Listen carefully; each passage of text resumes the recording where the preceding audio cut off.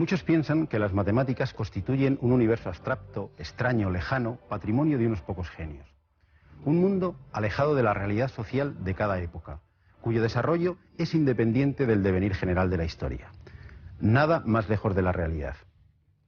Para demostrarlo, iniciamos hoy un viaje muy especial.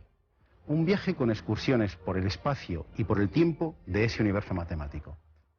Nuestro objetivo es descubrir las grandes ideas matemáticas y conocer a los genios que las han desarrollado. Seremos testigos de privilegio a lo largo de la historia de cómo el hombre ha aprendido a conocer y dominar el universo que le rodea. Y gracias, en parte, a las matemáticas. Porque al fin y al cabo, eso es lo que significa la palabra griega matemáticas, aquello que se puede aprender.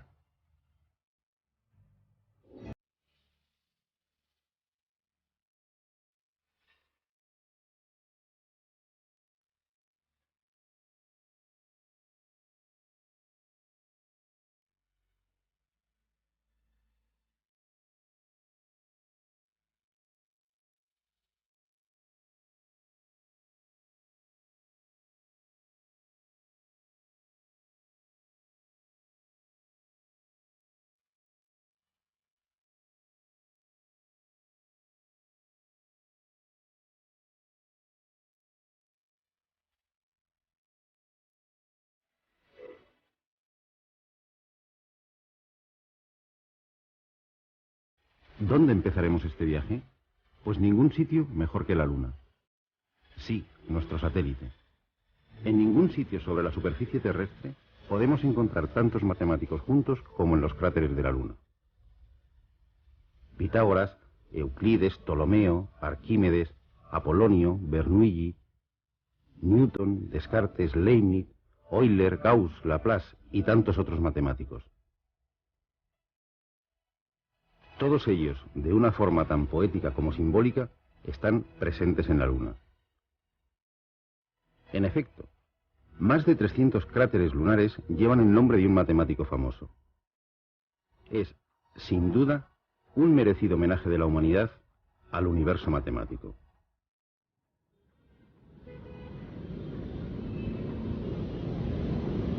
Pero volvamos a la Tierra.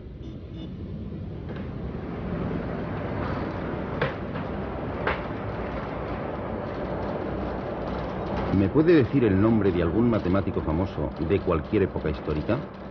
¿Un matemático famoso? Pitágoras. Yo, Pitágoras. Teorema de Pitágoras. Pitágoras. Pitágoras. Sí, Einstein. Pitágoras. Pitágoras. Leibniz, Newton, Pitágoras. La opinión de los encuestados parece unánime. Si hiciéramos una especie de lista de los 40 principales entre los matemáticos, seguramente Pitágoras y su teorema ocuparían los primeros lugares del ranking de popularidad. El cuadrado de la hipotenusa es igual a la suma del cuadrado de los catetos. Una de las frases más repetidas a lo largo de la historia en todas las lenguas.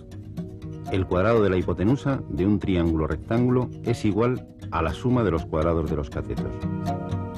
Y lo más curioso, ironías de la historia, Pitágoras es tan popular por un teorema ya conocido mucho antes de que él naciera. Sí, no se escandalicen. El teorema de Pitágoras realmente no es de Pitágoras, e incluso existen serias dudas de que él lo demostrara. De lo que no cabe duda es que este teorema es el que cuenta con mayor número de demostraciones distintas. Scott Loomis reunió y publicó a principios de este siglo 367 demostraciones diferentes del famoso teorema. Una de ellas de un presidente de los Estados Unidos, James A. Garfield, en 1876. Aunque seguramente la más antigua sea la de los chinos, descubierta hacia el año 1000 a.C. Lo que no deja lugar a dudas es que constituye una de las demostraciones más naturales y elegantes. Recordemos que el área de un rectángulo es base por altura. El área de un triángulo, que es la mitad de un rectángulo, será por tanto base por altura partido por 2. La idea es construir, a partir de un triángulo rectángulo, un cuadrado de lados b más c.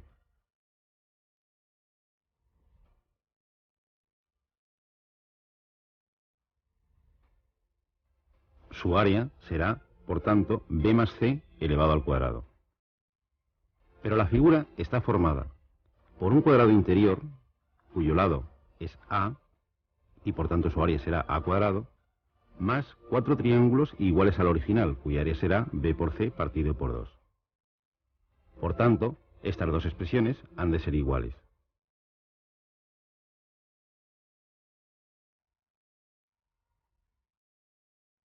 Simplificando las expresiones, obtendremos que a cuadrado más 2bc ha de ser igual a b cuadrado más c cuadrado más 2bc. Y simplificando, a cuadrado igual a b cuadrado más c cuadrado. Es decir, el cuadrado de la hipotenusa es igual a la suma de los cuadrados de los catetos. Decididamente, una elegante joya matemática de 3000 años de antigüedad, de la que Pitágoras nunca pudo tener noticias. De lo que con toda seguridad sí tuvo noticias es de la utilización de algunos resultados parciales de su teorema por parte de dos culturas anteriores, los egipcios y los babilonios.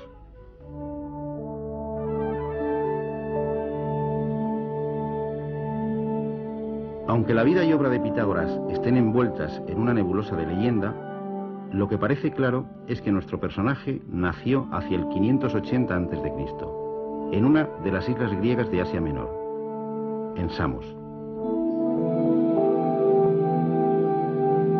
Parece que fue Tales, uno de los 7 sabios de Grecia, el que le aconsejó viajar para enriquecer su espíritu a los dos focos culturales de la época, Egipto y Fenicia. Los egipcios son, según Heródoto, los padres de la geometría, que significa medida de la tierra, y mucha culpa de ello la tiene el río Nilo y sus famosas inundaciones anuales. Muchos de los campos próximos al Nilo quedaban parcialmente inundados, y los recaudadores de impuestos tenían que calcular la parte inundada para establecer la cuantía del impuesto. Tanto para marcar los campos como para medir la tierra, estos técnicos utilizaban un sencillo artilugio que les permitía trazar ángulos rectos y que tiene mucho que ver con nuestro teorema. Consistía en una cuerda unida por sus extremos y dividida a intervalos iguales en 12 partes. Si clavaban en el suelo la cuerda por uno de sus nudos y formaban un triángulo de lados 3, 4 y 5 unidades, obtenían un triángulo rectángulo y por tanto ya tenían la dirección de 2 de los lados del cuadrado. Este sencillo instrumento geométrico debió ser de una inestimable ayuda en la construcción de las pirámides y de los templos. Muchos pueblos habitaron la región comprendida entre los ríos Tigris y Éufrates, la antigua Mesopotamia, hoy en día Irán e Irak. Sumerios, acadios, babilonios, asirios, y tenemos noticias escritas suyas desde hace más de 5000 años. De su afición a las observaciones astronómicas acerca de las posiciones de los planetas observables a simple vista, Mercurio, Venus, Marte, Júpiter y Saturno, conservamos en la actualidad dos vestigios muy populares. Por un lado, el horóscopo. Eran excelentes astrólogos. Ellos bautizaron las 12 constelaciones del zodíaco, dividiendo cada una de ellas en 30 partes iguales.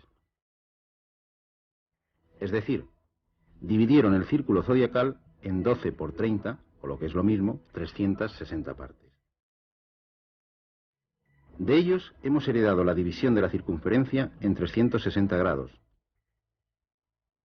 y la de cada grado en 60 minutos,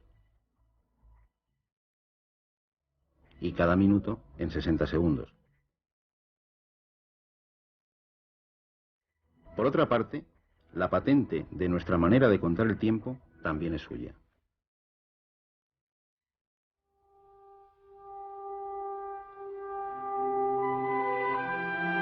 Los babilonios escribían sobre tablillas de arcilla con punzones. En algunas de las tablillas de escritura cuneiforme se han encontrado numerosas referencias de carácter matemático. Nos llama especialmente la atención una tablilla, conocida como Printon 322, que se conserva en la Universidad de Columbia, escrita hacia el año 1800 a.C., en la que aparecen 4 columnas de números distribuidos en 15 filas. En apariencia, podía tratarse de algún tipo de anotación contable, pero descifrados los números, corresponden a la primera relación de ternas pitagóricas de la que se tenga conocimiento.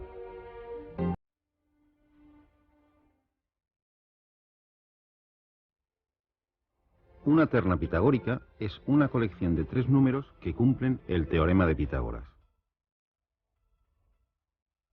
Los babilonios podían obtener las medidas de los lados de un triángulo rectángulo a partir de 2 números enteros, P y Q, haciendo A igual a P cuadrado más Q cuadrado, B igual a 2PQ y C igual a P cuadrado menos Q cuadrado, siendo A, B y C las medidas de los lados del triángulo. En esta tablilla, entre otros muchos datos, podemos ver reflejados los valores de los lados A y C de varios triángulos rectángulos, en el sistema sexagesimal, por supuesto. El lado B estaría en una columna que ya no se conserva. Analicemos una fila. El lado C viene expresado mediante 1,59, que traducido a nuestro sistema decimal significaría 1 por 60 más 59, es decir, 119. El lado A se puede calcular directamente de forma análoga. El lado B, el que no aparece, se puede deducir directamente de los valores expresados en la primera columna, en lo que aparece el cociente A cuadrado partido por B cuadrado. Decididamente, aunque no se haya encontrado ninguna tablilla con la demostración del teorema, parece bastante evidente que los babilonios conocían y aplicaban el teorema de Pitágoras 1000 años antes de que éste naciera. Por suerte para Pitágoras, esta tablilla no fue descifrada hasta el siglo XIX, aunque seguramente él tuvo conocimiento de los descubrimientos babilónicos en alguno de sus viajes por Asia Menor. ¿Es inmerecida entonces la popularidad de Pitágoras? Por supuesto que no. Para empezar, el término matemáticas, así como el de filosofía, se lo debemos a él. La figura de Pitágoras está envuelta en un halo de leyenda, de misticismo y hasta de culto religioso. Y no es tan extraño si pensamos que fue contemporáneo de Buda, de Confucio y de Lao Tse, los fundadores de las principales religiones orientales.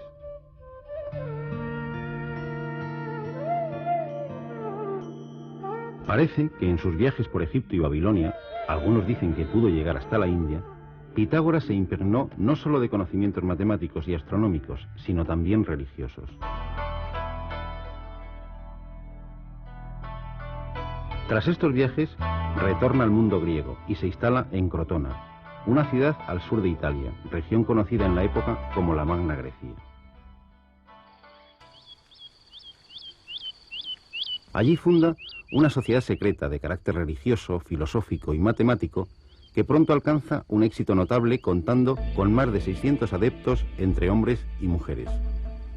El rigor y ascetismo eran las normas morales y de conducta que tenía la sociedad en la que todo se compartía, no solo los bienes materiales, sino también los descubrimientos matemáticos. Su símbolo era el pentagrama o polígono estrellado de 5 puntas. En esta orden se impartieron las primeras clases públicas de matemáticas. Los miembros se dividían en 2 categorías, los novicios, denominados auditores, porque no tenían derecho a hablar durante las disertaciones, y los matemáticos, que eran los que habían accedido a los más altos conocimientos.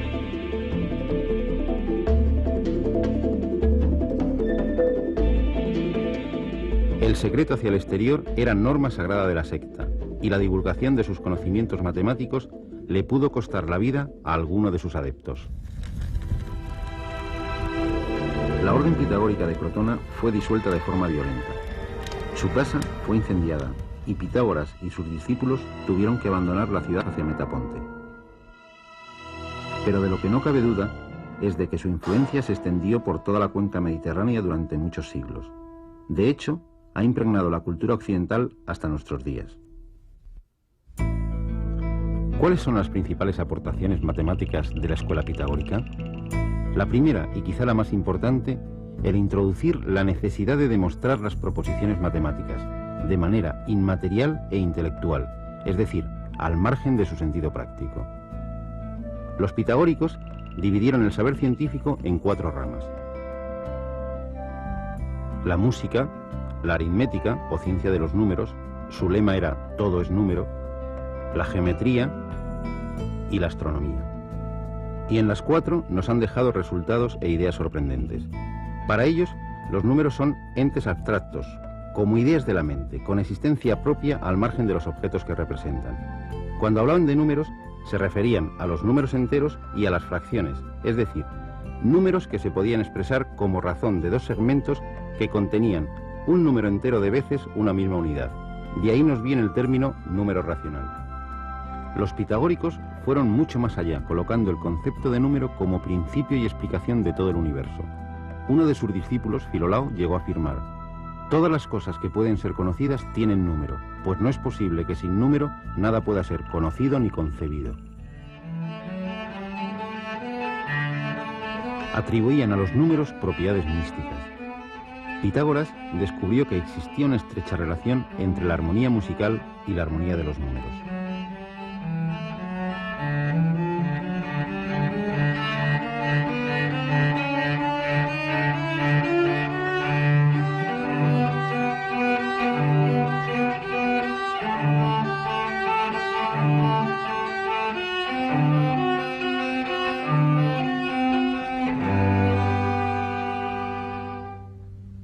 Si pulsamos una cuerda tirante, obtenemos una nota.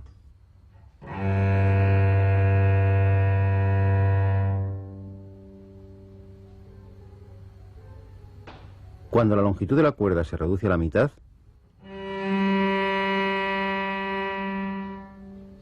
obtenemos una octava.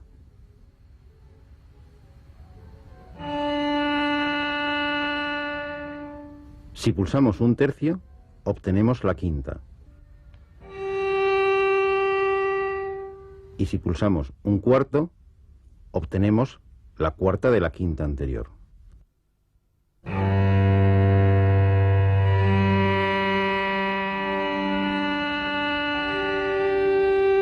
La armonía musical expresada mediante los números 1, 2, 3 y 4.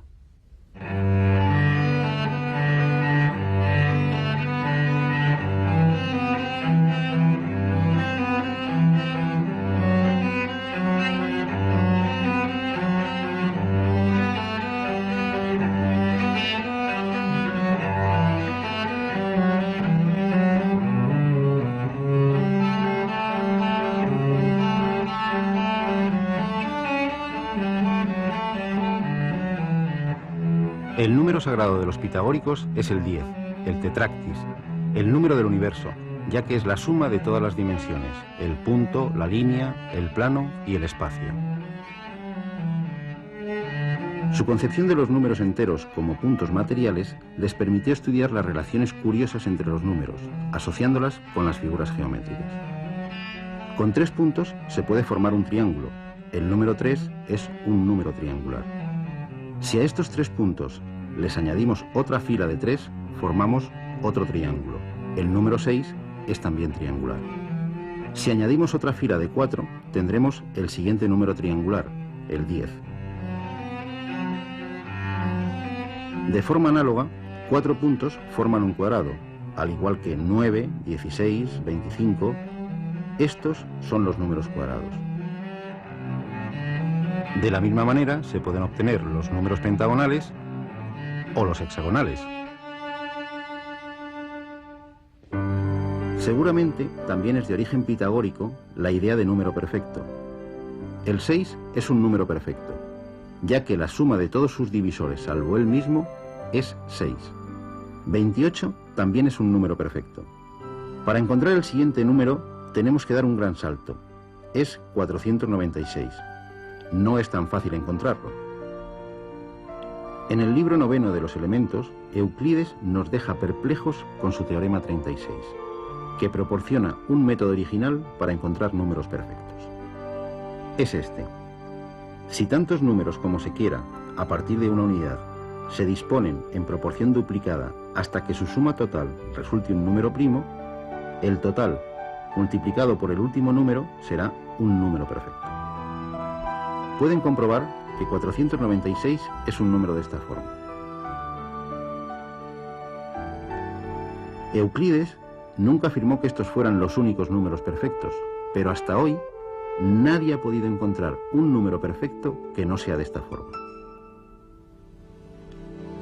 En el terreno de la astronomía, los pitagóricos también dejaron su herencia a la humanidad. En este caso, una herencia que ha prevalecido como doctrina científica más de 2000 años, la teoría geocéntrica del universo. En efecto, los pitagóricos son los primeros que ofrecen un modelo cosmológico para explicar los fenómenos que vemos en el cielo. Situaron la Tierra como una esfera que ocupa el centro del universo, y girando alrededor de esta, la Luna, el Sol y los 5 planetas. La expresión música celestial quizá también sea un legado pitagórico, ya que colocaron a la Luna, al Sol y a los planetas en esferas cristalinas concéntricas con la Tierra, y cuyas distancias estaban en la proporción de la escala musical, de tal manera que cada astro viajaba por el espacio produciendo una nota característica.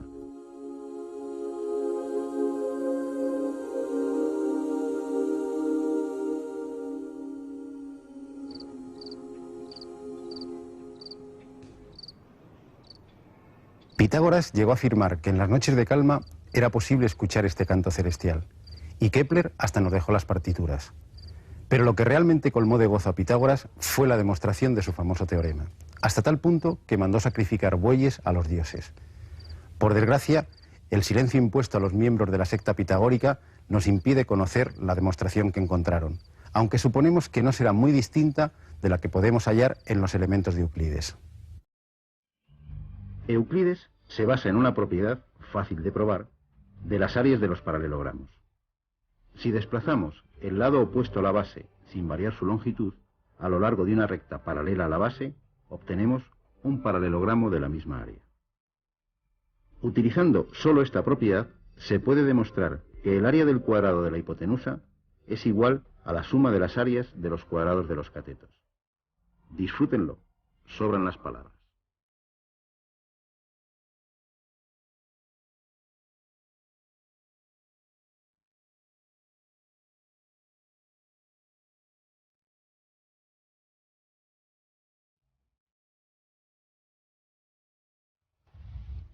El teorema de Pitágoras abría la puerta a la existencia de números no conmensurables, es decir, de segmentos que no pueden expresarse como múltiplos enteros de una misma unidad.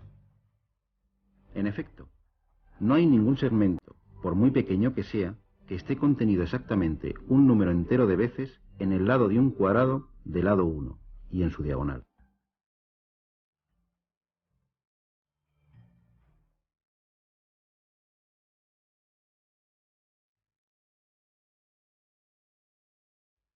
Hoy decimos que el número raíz de 2 es un número irracional, es decir, un número que no se puede expresar con los únicos números que admitían los pitagóricos, los enteros y las fracciones.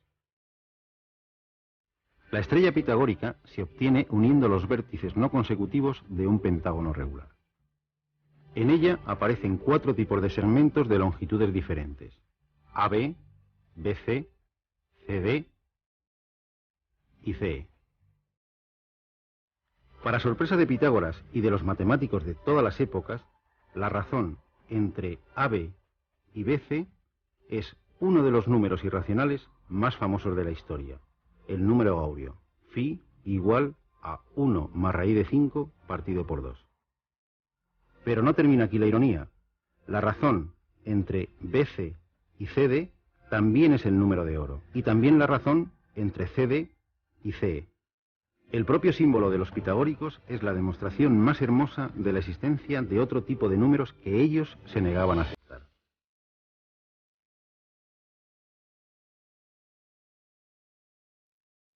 A veces, la matemática, como el dios Cronos, devora a sus propios hijos, aunque luego los eleve a una gloria imperecedera.